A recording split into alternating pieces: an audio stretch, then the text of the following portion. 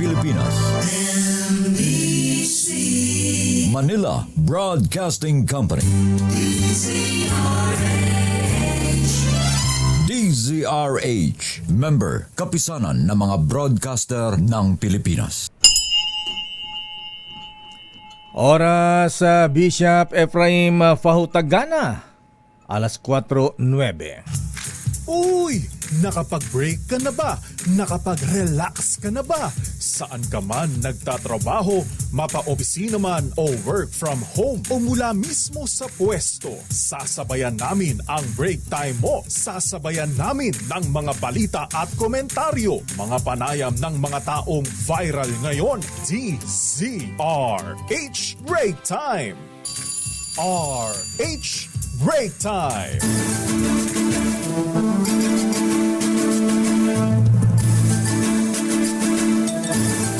Magandang hapon, Pilipinas. Ako po si Deo Macalma. Ako naman po, Thea Petro Corpuz. At narito ang headlines ng ating mga balita ngayong araw ng Biyernes. Thank God it's Friday. Yay! Kaya lala pa sweldo. Wala pala kayo. Sa Lunes daw, bumungaran tayo. Ngayon po ay 27 pa lamang ng buwan ng Hunyo. At sa ating mga headlines, good news mga kuya, mga ateng. Abay, may higit 2 pisong rollback sa presyo ng diesel at may higit piso sa gasolina. Abay, asahan daw natin sa susunod na linggo. Sino may sabi niyan? Ang mga Lord of the Oil? Oil companies pumayag na magbigay ng diskwento at promo sa mga motoristang nasa pool ng 5 pisong oil price hike. Alert level 3 status sa Israel, inirekomenda ng Embahada ng Pilipinas na maibaba na. Di ba alert level 2 na yata? Hindi pa ba? Higit 20 OFW mula Middle East balik Pilipinas ngayong weekend ayon sa DMW. Yung makabayan natin dun, ngayon po na pumayapa na ng giyera, ayaw nila umalis. Ayaw na. Okay lang. Free Duterte rally sa iba't ibang bansa, wa-epek sa International Criminal Court. Posibleng pagbasura ng Senado sa impeachment complaint laban kay Vice President Sara Duterte, pinalagan ng Kamara. AirAsia Move Booking Platform, pinatawan ng 6 na milyong pisong multa dahil sa sobrang singil sa kanilang airfare pamasahe. Angkas rider na ningil ng sobra sa kanyang pasahero, suspendido ang lisensya. Warning sa ating mga kapatid na taxi drivers dyan. Samantala, 3 kawatan ng kable ng NCAP camera ng MMDA sa Makati, abay na aresto na. Tingnan mo nga naman. 2 iba pa hinahanting naman ng mga pulis. LPA sa silangan ng Southern Luzon papasok sa Philippine Area of Responsibility ngayong weekend. Publiko binalaan sa mga pag-ulan, ayon yan sa Pag-asa. At ngayon sa detalye ng ating mga balita. Ewan ko ba kung good news ito? Ayan. Dahil ang laki ng increase tapos ang baba ng rollback. Pero asahan daw po ang malaking tapyas presyo ng petroleum products sa susunod na linggo sa Martes. Ito ay dahil nga sa paghupa ng tensyon sa gitnang silangan sa pagitan ng giyera ng Iran at Israel. Batay sa pagtaya ng Department of Energy, narito ang inaasang rollback sa presyo ng gasolina mga kuya. Yan yung mga gumagamit ng unleaded dyan. Piso hanggang 140 daw ang ibabawas kada litro. Aba sa diesel naman mga kuya, 160 hanggang 2 pesos and 10 centavos per liter. At sa kerosene baka daw umabot ng 2 pesos and 20 centavos. Sinabi ni Director Rodela Romero ng Department of Energy na ang downward price adjustment ng presyo ng langis ay mula sa 4 na araw na trading sa MOPS o yung tinatawag na Mean of Platts Singapore. Samantala, pumayag ang ilang kumpanya ng langis na magbigay ng diskwento at promo kasunod ng mahigit 5 pisong taas presyo sa mga produktong petrolyo. Ayon sa Department of Energy, parehong makikinabang dito ang mga pampubliko at pribadong sasakyan. Kabilang sa mga magbibigay ng diskwento at promo ang Petron, Shell, Clean Fuel at Caltex sa ilalim ng iba't ibang programa o kapag nag-avail ng kanilang card. Maaaring makakuha ng 50 sentimo hanggang 2 pisong fuel discount ang mga PUV, PUJ, TNVS at non-operator taxi driver mula sa mga nabanggit na gasolinahan. Tiniyak naman ng DOE na tuloy-tuloy ang kanilang pagpupulong para madagdagan pa ang diskwento at promo sa fuel. Samantala, inirekomenda ng Philippine Embassy sa Tel Aviv na ibaba na ang kasalukuyang Alert Level 3 status sa Israel sa kabila ng tensyon sa pagitan ng Iran at Israel. Kinumpirma ito ni DFA Assistant Secretary for Middle East and African Affairs, Herminia Aguilar Usudan.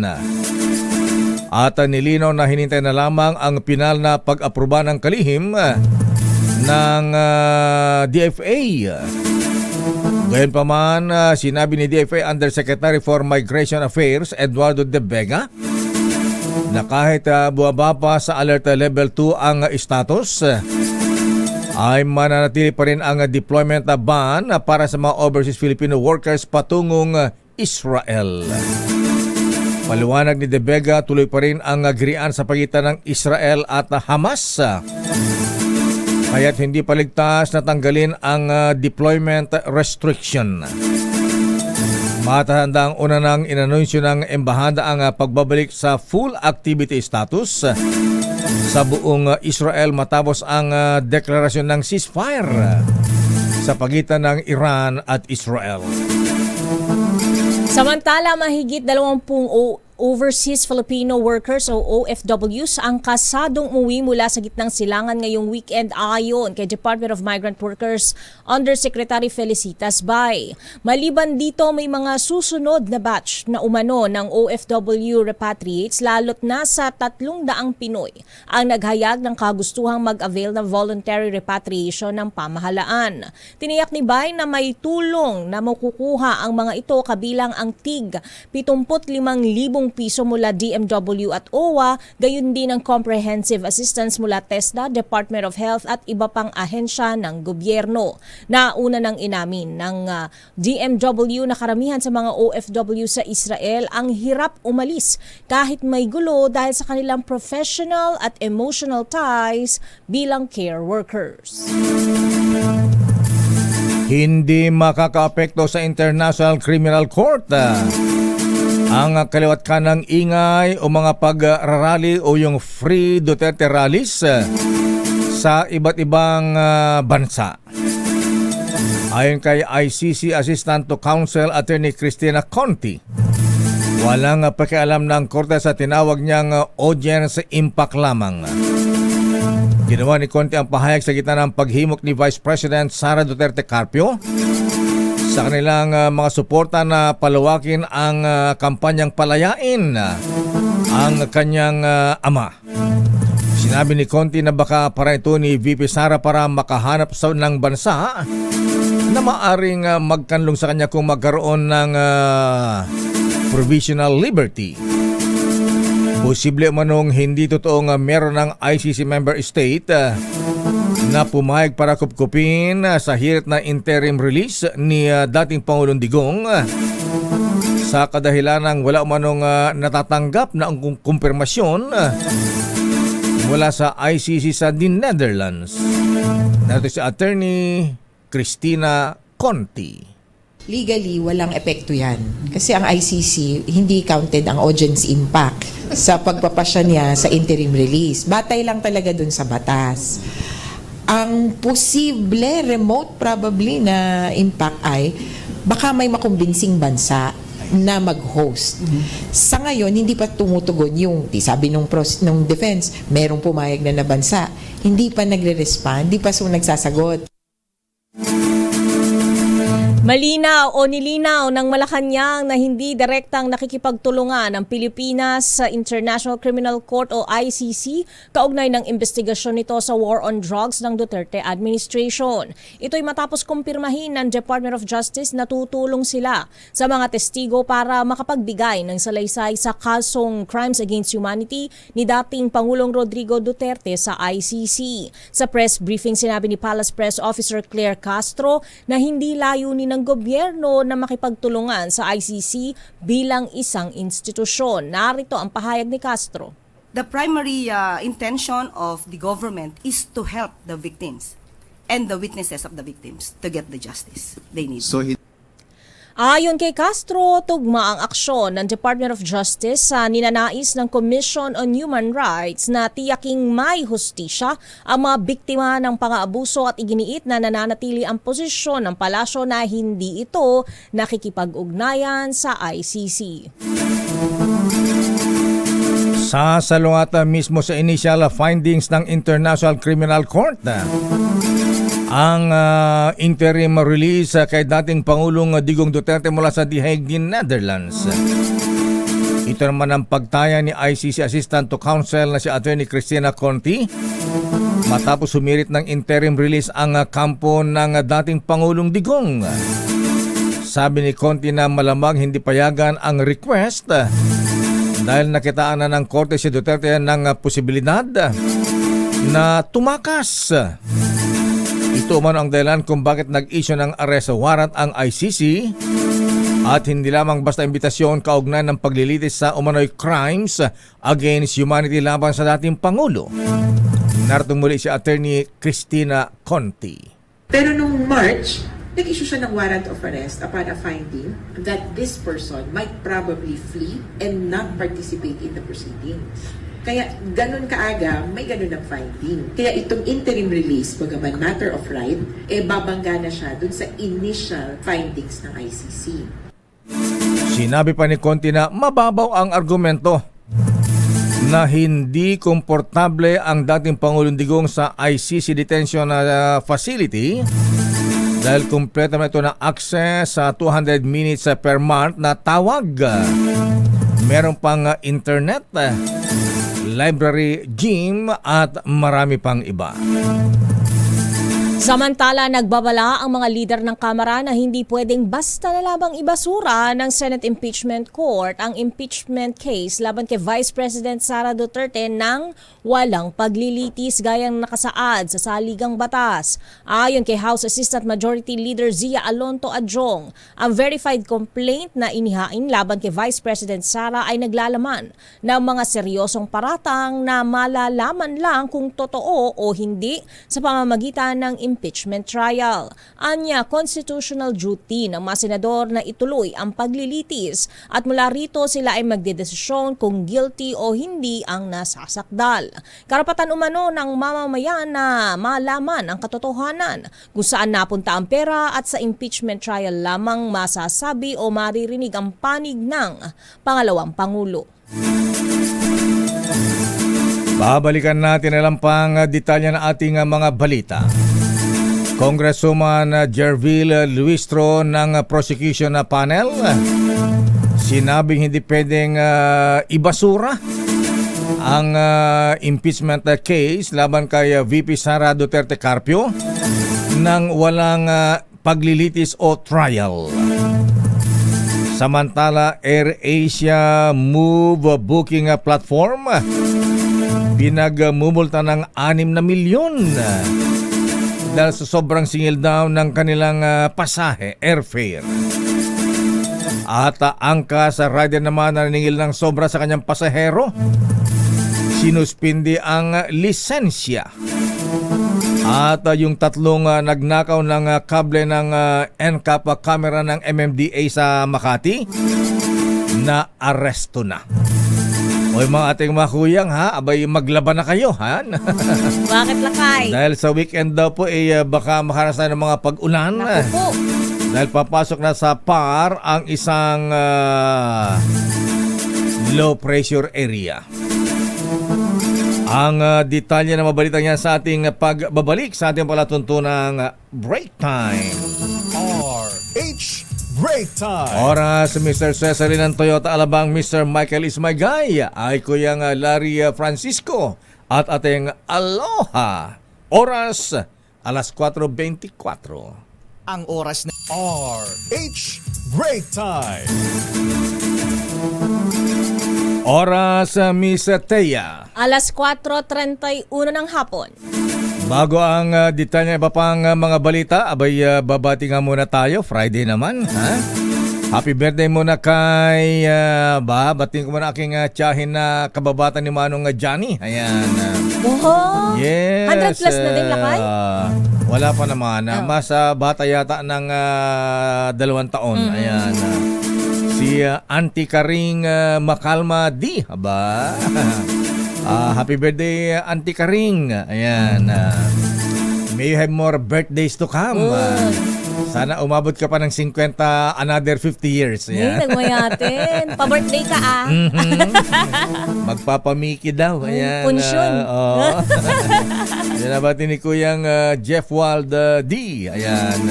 At ang kanyang mga apong 100 yata. Ang dami. Dami anak eh. Very fertile. At batiin din natin happy birthday si Press Secretary Claire de la Fuente Castro. Yan. Ay si Claire, alaba tayo dyan. Ayan. At batiin din natin si dating First Gentleman Attorney Micah Arroyo. Binabati ni Mr. MG Michael is my guy. Attorney Paras at Justice Tisoy Oliveros. Happy birthday din kay Congresswoman o Congresswoman Rida Robes ng Bulacan. Alaba tayo dyan. Binabati ka rin ni Director Popoy Taruk. Dr. Alan Ivermectin Landrito, happy birthday. At kay Kuyang Alan Austria. At congratulations sa mga taga-BIR. Ayan, mga brethren sa BIR. Oy, Commissioner Jun Lumagi, ha? Ganda ng ginawa niyo. Successful ang inyong Brigada Eskwela kahapon. Ng birth, ayan, BIR Travelers Haven. Kasama ang mga brethren sa TM Calaw Masonic Lodge sa kanilang Brigada Eskwela sa Barangay 51, Pasay City. Ayan.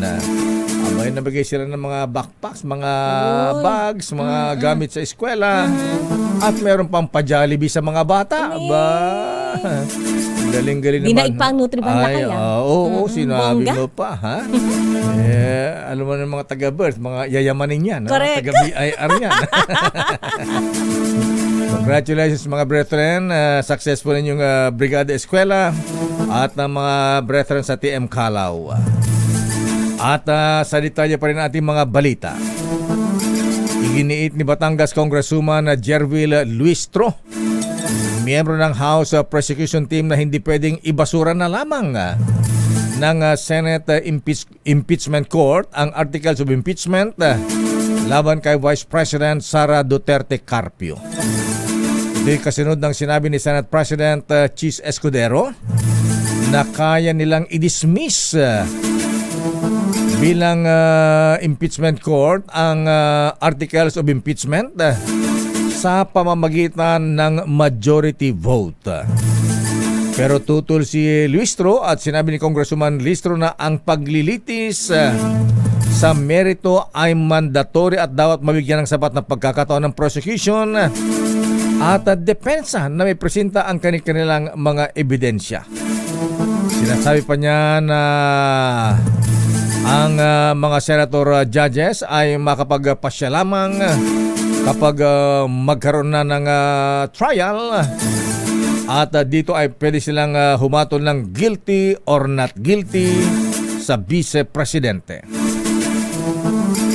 Sa iba pang balita, target ng pamunuan ng Senado na makalapit o makalipat sa bagong gusali sa BGC Taguig City sa taong 2027. Ayon kay Senator Alan Peter Cayetano, chairman ng Senate Committee on Accounts, nais nilang lumipat kaagad upang mabawasan ang gastos ng mataas na kapulungan sa renta sa GSIS building sa Pasay City. Umaabot anya sa 100 milyong piso ang binabayarang renta ng Senado kada taon sa paggamit ng kanilang building, pati pati ang kanilang parking lot. Dagdag ni Cayetano, tinatapos na lang ang report tungkol sa new Senate building at maaari itong ipresenta sa susunod na linggo bago magsimula ang 20th Congress. Samantala, bago ang ating mga balita, nasa linya na natin ang maswerteng nadikitan ng sticker ng DZRH. At kung masasagot niya ang ating tanong ay mananalo siya ng limpak-limpak na 1,000 pesos. Nasa ating linya si Kuya John De Vega ng Pasay. Kuya John, magandang hapon po sa inyo. Gandang hapon po, sir. Ayan, nasaan po kayo sa Pasay, Kuya? Sir, sa Valenzuela po ako, sir. Valenzuela ba? Ayan. Tagasan sa Valenzuela si Kuya John. Valenzuela Street, Pasay o Valenzuela City? Valenzuela City po, sir. Ayun Ayun. pala eh. Andun pala sa sa Gatchalian City. Ayan. Ayan. Anong sasakyan mo, Kuya John, na dinikitan ng DCRC sticker? Sir, tricycle lang po. Tricycle, anong biyahe, Kuya? Kulong Malanday. Ah, Tulo po. biyahe nga Malanday. Ayan. Malanday po, kulong. Okay, Kuya, ang tanong ko ngayon, abay kahapon po nagkaroon po ng awarding ng 28 KBP Awards. Golden Dove Awards. Golden Dove Awards. Ang tanong ko, Kuya John, Sir, anong himpilan ng radyo ang humakot ng maraming awards? College po, sir. Ang galing-galing mo talaga, Kuya. Talagang nakasubaybay ka, ha? Ano po, sir? Ayan, congratulations Kuya John De Vega. Ikaw ay nanalo ng limpak-limpak na salapi. Ayan. Wag mo ibaba, Kuya, at kakausapin ka ni Sofia Gans para malaman kung saan bangko ide-deposito itong panalo mo. Ayan. Kay Mrs. na lang daw lakay. Ganun ba? ATM na lang. Automatic kay Mrs.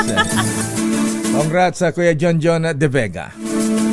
At itinakda sa 6.79 trillion pesos ang panukalang budget sa 2026. Wow, laki. Ayon sa Department of Budget Coordinating Committee, ang halaga ay kumakatawan sa 22%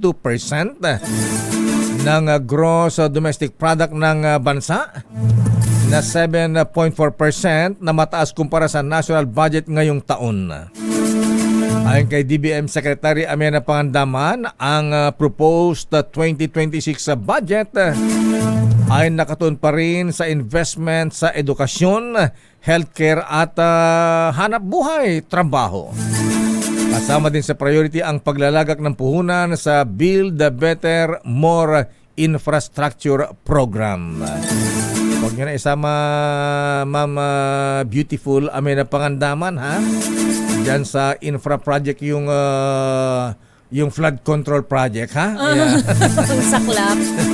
Pinagkakagat, niloloko lang tayo ng mga gumagawa niyan.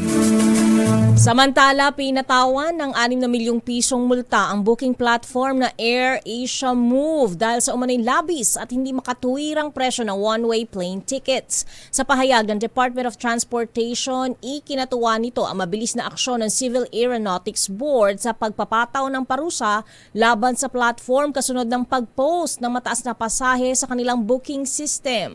Gate ng DOTR, hindi palalampasin ng pamahalaan ang anumang uri ng pananamantala sa mga pasaherong Pilipino. Tiniyak din ng ahensya na patuloy nitong poprotektahan ang karapatan ng publiko at papanagutin ang sinumang lalabag sa umiiral na regulasyon para sa consumer protection. Una nang nilinaw ng Air Asia Move na isa lamang silang online travel agency na naglalabas ng ticket prices batay sa impormasyon mula sa kanilang partner airlines at wala silang control sa manual setting ng presyo. At hatawin natin ang mga reports mula sa Malacanang. Unahin natin ang report mula sa Palasyo. Ang Pilipinas at Amerika pumirma sa kasunduan. Akala ko magdodonate ng mga fighter jets. Pumirma sa kasunduan para sa railway project. Aba, magaling din bang gumawa ng tren ang Amerika? Ayan. magaling diyan Japan. Ayan, kaya meron sila nung bullet train. Sila nagpa-uso ng bullet train na Miss Thea, ha? Gusto ko ma-experience ako. Yes. Lakay. Artist number 14. Let Narciso please come in. Let. Lakay, Miss Thea, inanunsyo ng Malacanang na makakatuwang ng Pilipinas ang Estados Unidos sa pag-develop ng Subic-Clark-Manila-Batangas o SCMD Railway. Sa press briefing, sinabi ni Palace Press Officer Claire Castro na lumagda sa kasunduan para sa nasabing proyekto sina Transportation Secretary Vince Dizon at USTDA Acting Director Thomas Harding. Ayon kay Castro, ang SCMD Railway ang magdurugtong sa 3 major ports ng bansa kabilang ang Subic Bay. Nakikita itong solusyon sa pag-decentralize ng port activity at pagbawas sa port congestion. Posible rin anya itong magamit na passenger transport sa hinaharap. Sabi ng palasyo, layo ng proyekto na palakasin pa ang kalakalan at economic development sa Pilipinas. Narito si Yusek Castro. Kasado na ang funding mula sa US Trade and Development Agency para sa 155-kilometer railway project. Layo ng proyekto na palakasin pa ang trade at economic development sa buong Pilipinas. Si PCO Undersecretary Claire Castro. Maganda yan na. Let, kailan sisimulan yan? Baka drawing lang yan. Hindi naman sana. Hindi siguro Lakay kasi sabi nga ay kasado na ang pondo Lakay. So aabangan natin kung kailan ito magmamaterialize. Ito pala ay freight cargo railway. So hindi pa pampasahero sa ngayon. Cargo railway. Lakay. Ito Amerika Na talaga. magkokonekta dun sa mga major port. Alalagyan mga kargamento, mga Imported goods. hindi, yung mga Alin na kayo? malalaking sa pier. Yung mga kargamento Oo, na yung mga vans. ayan, vans, yung mga anong tawag doon na Mislet, yung sinasakay ng mga Container van, ayan, Lakay. container Container vans. vans. Ayan, balagyan ng nuclear bomb yan. Oy,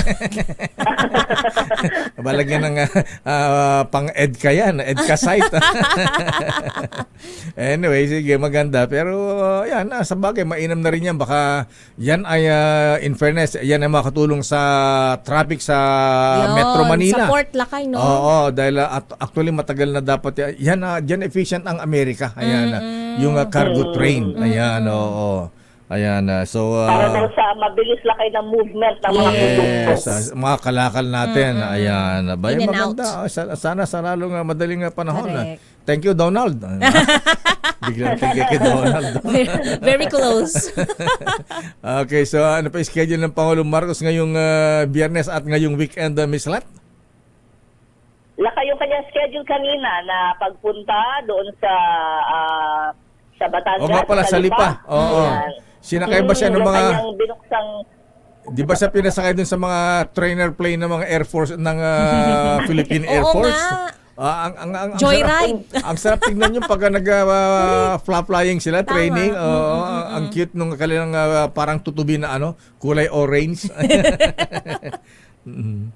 hindi Lakay, binuksan niya yung Valor Clinic doon. Clinic saan? Sa Pampabeauty? Ano? Ay, hindi Lakay. Medical.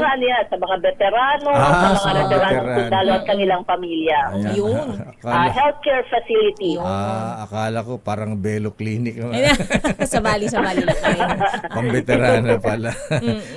Okay nga, Rod. Sana'y maraming doktor at nurses Yan, doon at may correct. mga gamot. Ayan, baka mamaya katulad ng mga ospital sa mga probinsya ang gaganda pero May doktor. awang doktor na. Awang pay nurse. Awang pay medisina.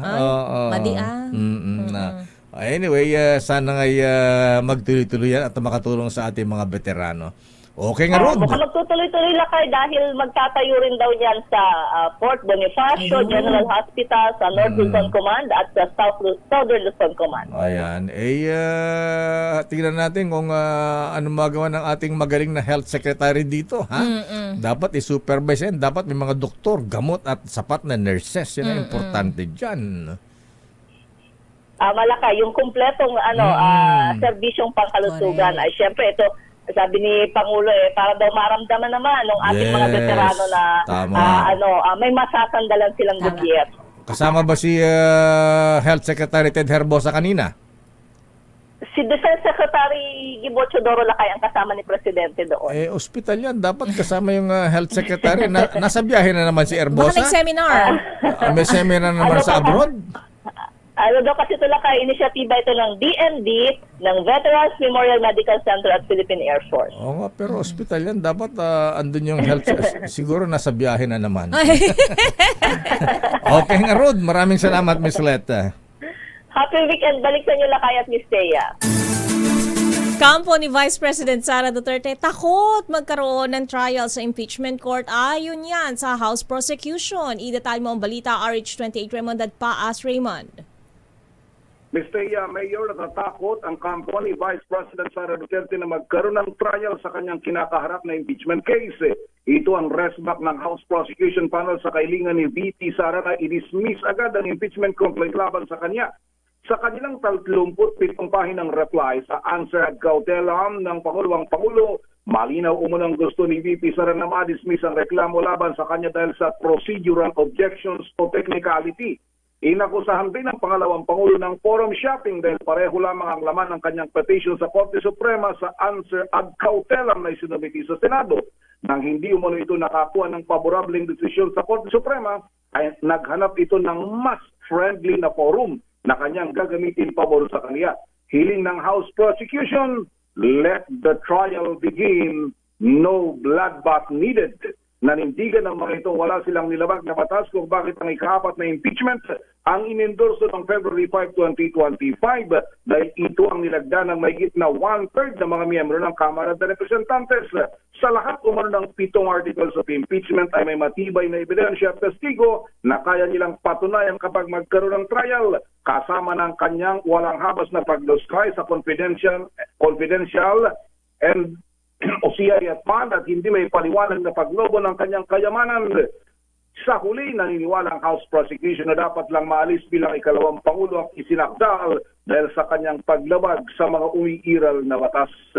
Ito si RH28 Raymond, Mayor. Grabe naman sila. Masyado naman kinakawawa si Vice President Sara. Ayan, in fairness naman sa kanya, ready na nga. Kita mo, ilang abogado nung kasama ni na mga dikampanang abogado, Attorney Fortune, ayan, Narbasa, ayan, Escudero, ayan, Ano ba Escudero Lakay? Law Office, ayan, ayan, huwag nyo namang ismulin ang Vice Presidente. Ayan, tignan natin, baka mamaya at saka si Pohowa, ayan, si Attorney Pohowa, Powa. Ayan. Mike Powa. Mike Powa, ayan, so tingnan natin dahil baka yung tatahitahimik dyan abay pagka nagsalita sa impeachment trial ang Attorney Siegfried Fortune, ayan, parang Chief Justice ano lang yan Renato Puno na malumane pero pagka nagsalita nakikinig ang lahat, tahimik. Finish ayan. Lahat. Yes, ganyan na. Naka-impress yung mga ganun, humahaka sa mga ganun na maluhanin magsalita, ayan na. Ramdam yung presensya talaga Lakay. Oo, pero pagka nagsalita nakanganga lahat. Tahimik na nakikinig. Well, abangan natin, tingnan natin yan. At sana nga magkaroon ng trial at ng magkaalaman na Raymond. Ayun, yun na nga ang nakikita niyo dito. Ang sinasabi naman ng House Prosecution, let the trial begin. Ba? Ito may mukhang pagtitignan mo naman yung pagkakagawa. Medyo mahaba-haba rin at kaya medyo kailangan intindihin ng mabuti. Napaka 37 pages, Mayor. Wow. Yung isinumiti kanina na kanilang reply. Kaya't sa Senado, kaya't kahit na Biyernes dapat walang pasok ang mga taga-Senado, ay hinintay yung reply na ipinangakong isusumiti at isinumiti nga kanina bilang tugon doon sa 5-day rule na ibinigay sa kanila ng Senado as an impeachment court. Okay nga Rod, your honor that paas. Maraming salamat. Ito si RH28 Raymond Advaz para sa DZRH, una sa Pilipinas, una sa Pilipino. I'll rest my case, Lakay. Good afternoon, very merciful. Second gentleman, Attorney Mansa Carpio. Kumusta na ko yan, ha? House Prosecution Team, posibleng dumulog sa Korte Suprema kung i-dismiss ng Senate Impeachment Court ang Articles of Impeachment. Sino man may sabi niyan, Manang Milky Rigunan, ang ating awardee kagabi ng Best Public Affairs Program. Manang Milky, congratulations and proceed. Milky. Maraming salamat, Lakay, sa pagbati at kay Thea. Mapipilitan ng House Prosecution Team na dumulog sa Korte Suprema kung dadaanin sa botohan para maibasura ng Senate Impeachment Court ang impeachment case laban kay Vice President Sara Duterte. Ang kay Attorney Antonio Bucoy, ang spokesman ng House Impeachment Panel, wala silang magagawa kundi pumunta sa Korte Suprema dahil hindi katanggap-tanggap na mabaliwala ang kaso ng wala man lang paglilitis. Sabi ni Bucoy, walang magagawang House Impeachment Team kung may mag-file ng motion sa sinumang senator judge at pagbotohan ito para ma-dismiss dahil sila ang tumatayong korte. Narito si Attorney Antonio Bucoy, spokesman ng House Prosecution Team. Ulitin ko ho, we trust the process of impeachment. We trust that the senators' judges will perform their constitutional duty and abide by their oath. Ngayon, kung ilalagay nila sa boto yan, hindi namin mapipigil yan. Dahil sila ho yung husgado eh. Ang recourse namin, later on, pag nangyari yan, maaaring umakyat kami. Maaaring umakyat kami sa Supreme Court. Wala tayong magagawa kung mas matagal siya. Nandiyan na yung sitwasyon eh. Hindi naman pwedeng tanggapin na lang natin. So, we will find recourse. Pero, hopefully, hindi tayo aabot doon. Hopefully, they will do what is right. So, umaasa si Attorney Bucoy na gagawin ng mga senator judge ang kanilang tungkulin at susunod sa batas. Aminado si Bucoy na ang ginagawa ng depensa ay para daw hindi umusad ang impeachment trial, kasama na dito ang mga propaganda at publicity stunt na nagkabayaran umano para daw maisulo ang impeachment laban sa vice-presidente. Ako si Milky Rigunan, nagulat para sa DZRH, una sa Pilipinas, una sa Pilipino. Maraming salamat, KBP awardee, Manang Milky Rigunan. At good afternoon kay Attorney Antonio Goti Bucoy. I like your balbas, attorney. Napansin mo rin pala, Lakay. Congrats mo ng Milky. Samantala, balitang tinanggihan ng Australia kapag nabigyan ng interim release ni si dating Pangulong Duterte, hindi totoo. I-detalye mo ang balitang yan, RH7 Henry Uri. Henry. Kaya maring kinabulaanan ang kampo ni dating Pangulong Rodrigo Duterte na hindi totoo ang mga balitang tinanggihan ng bansang Australia ang interim release na hinihiling ng dating Pangulo sa naturang bansa. Patay sa panayam natin kay Ms. Hanelet Abansenya, ang common law wife ng dating Pangulo, sinabi nito na hindi totoo at walang katotohanan ng mga kumakalat na balita na inaiwanan ng Australian government ang kahilingan ng dating presidente. Now, narito, nag-file nga ng interim release ang mga abogado ni dating Pangulong Digong para pansamantalang makalipat ito sa mga member countries ng ICC. Kaugnay nito, sinabi rin ni Vice President Sara Duterte, anak ng dating Pangulo, na isang Australian sa kinukonsiderang bansa na maaaring paglipatan sa kanyang ama oras na maaprubahan ito ng ICC. Dagdag pa ng pangalawang Pangulo, malaki na ang ipinayat ng dating Presidente dahil hindi ito makakain at makatulog ng ayos.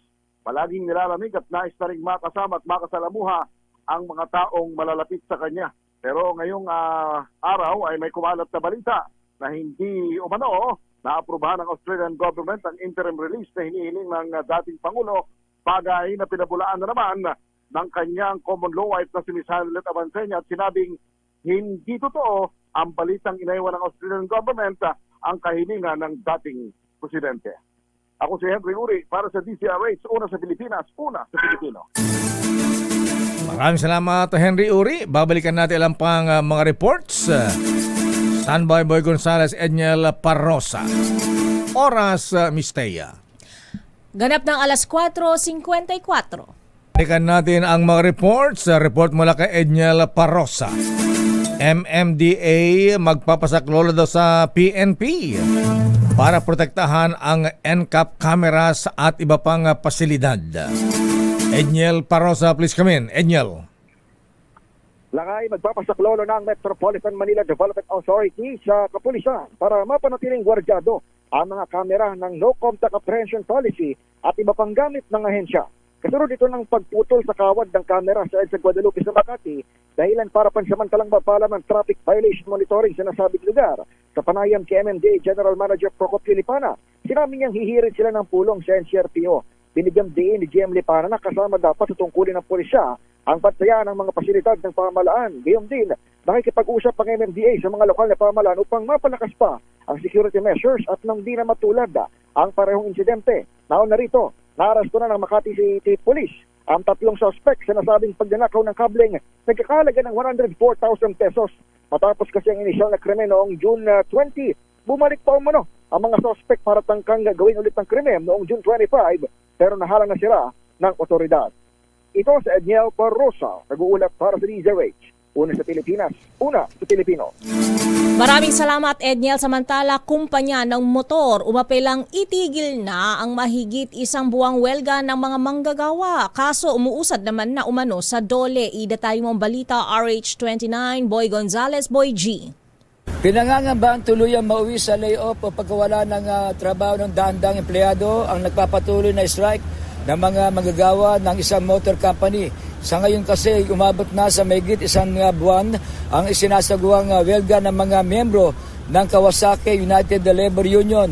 Ang mga ito'y empleyado ng Kawasaki Motors Philippines Corporation na nagwelga dahil sa deadlock sa Collective Bargaining Agreement o CBA. Sinimula ng kulo ang kanilang strike noong pang May 21 at nagkaroon ng deadlock dahil sa pagtanggi sa alok na 5% na aumento sa sahod. Nasa 80,000 kada buwan ang inihiling ng union o katumbas ng 11.5% na salary increase, bagay na masyadong mataas umano sa harap na rin na sunod-sunod na financial losses na nagumpisa noong pandemic. Sinabi ng KMPC na di hamak na mas mataas na rin ang sahod ng kanilang rank and file employees kung ikukumpara sa ibang magagawa na kaparehas na industriya. Maaari nilang bumaksak ang kumpanya kung pagbibigyan nila ang bagong demand. Sa ngayon, nagsumite na ng manifestation sa Department of Labor and Employment ang KMPC kung saan iginit nila na hindi tama na idaan sa pag-atake sa social media ang kanilang hinaing. Bukas umano sila magkaroon ng pagdinig sa National Conciliation and Mediation Board at assumption of jurisdiction ng kalihim ng DOLE. Ito si Boy Gonzales para sa DZRH, una sa Pilipinas, una sa Pilipino. Maraming salamat, Boy Gonzales. Idumagoso. Congressman-elect Mark Anthony Santos nakahanda na magserbisyo bilang kongresista ng Las Piñas. Abay, dapat. Noche Kakas, please come in. Noche. Lakay at Miss Taya, nakahanda ng pagsilbihan ni Congressman-elect Mark Anthony Santos ang Las Piñeros. Ito ay matapos manumpa kanina umaga kasama ang ilang local elected officials, RTC Judge Marquez sa kanyang Facebook post. Sinabi ni Congressman Santos na natapos na rin niya ang 3 araw na Executive Legislative Course, pagsasanay para sa bagong miyembro ng ika-20 na Kongreso sa Kamara. Tinanggap rin ni Congressman-elect Santos ang sertipiko bilang patunay na kanyang aktibong partisipasyon at kahandaang banan ang tungkulin bilang mambabatas. Sabi ni Santos, sa paninindigan niya para sa matapat at makataong serbisyo para sa kanyang distrito at sa buong bansa. Matatandaan na Lakay Amisteya na tinalo ni Mark Anthony Santos si Senator Cynthia Villar sa pagkakongresista ng Las Piñas City nitong katatapos lang na halalan. RH 27, Notika Kas DZRH, una sa Pilipinas, una sa Pilipino. Ayan, maraming salamat, Noche. Muchas gracias, buenas tardes. Galing din dito, ha? Tinaro si Principal. Eto na nga Lakay, showbiz na ba tayo o... Arestado naman ang 2 Chinese nationals Dahil sa pananambang pamaril sa isang negosyante sa Makati City. Alam niyo ito mga Chinese nationals, ano? Ha? Dayuhan ng sirito, ayan, nananambang pa. Grabe.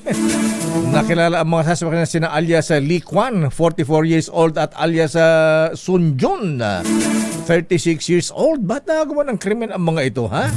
Dati-dati mga kapwa nila Chinese ang inaambus, pinapatay, sinasaktan. Ngayon, Pilipino businessman na lang niya, ano, Nag-expand na ba yung negosyo daw nila, Lakay? Abay, pasakay na sa kanyang sakyan ang isang 40 anyos na negosyante nang biglang lapitan ng isa sa mga suspect at saka pinagbabaril. Mabuti na lamang at hindi tinamaan ang nasabing negosyante. Ayan. Tumakas ang mga Chinese national sa kanilang isang motor. Pero dahil sa mabilis na responde ng mga pulis, naaresto ang dalawang Chinese nationals. Paano sila nagkaroon ng baril, ano? Ha? At sa showbiz, Miss Thea.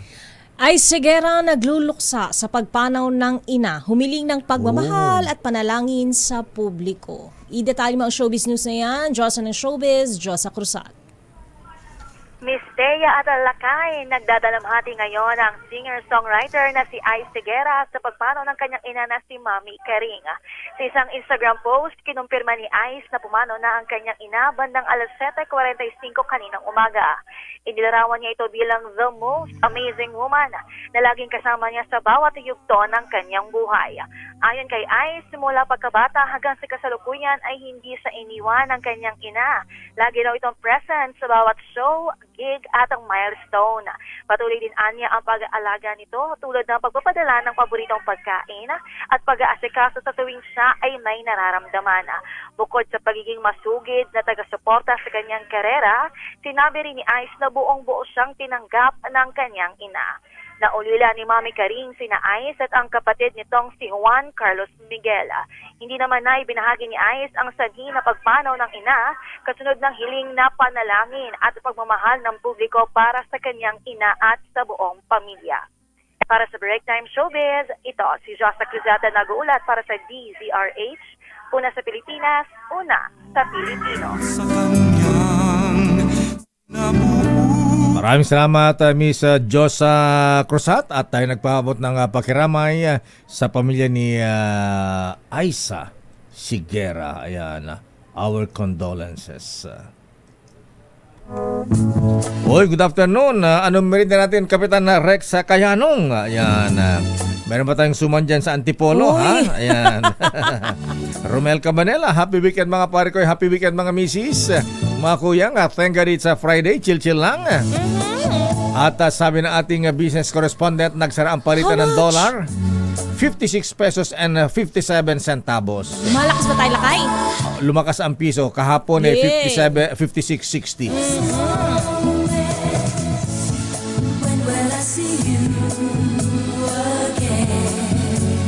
Monday na po tayo magkita-kita. Sa sweldo na. Sweldo na po. Ayan. Ayan, stay safe. Ingat-ingat, ha? Ayan, chill-chill lamang po, ha? At yan ang kawan natin pala tuntunang break time. Ako po si Deo Macalma. Ako naman po, Thea Petro Corpuz. Susunod na mabalansyadong balita, Henry Uri at Miss Kay Karen Oyong. Bye-bye! Oras, alas 5:08. Ang oras?